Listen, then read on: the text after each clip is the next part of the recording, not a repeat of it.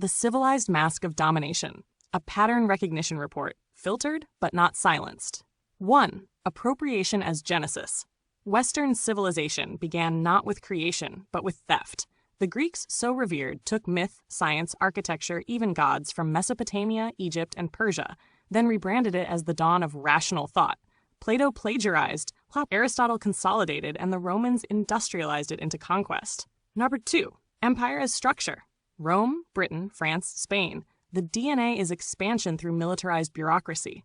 Legal systems built to justify theft. Land seizure called discovery. Rape called mixing bloodlines. Enslavement called trade. When that grew unfashionable, it became economics and development, newer, softer euphemisms. 3. Christianity as a weapon.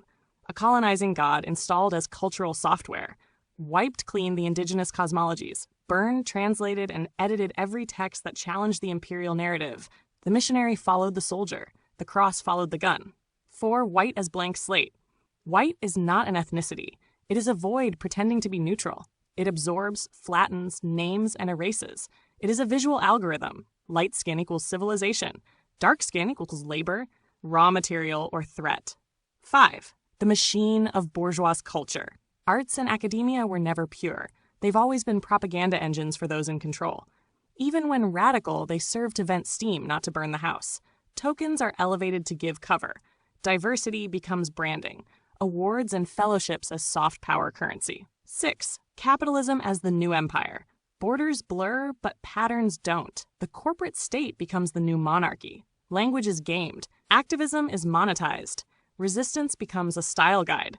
Algorithms become the new censors, invisible and unaccountable. 7. Spectacle as soft control. Everything becomes content. Oppression becomes aesthetics. Tragedy becomes a vibe. They tell the poor to become influencers. They give the angry a comment section.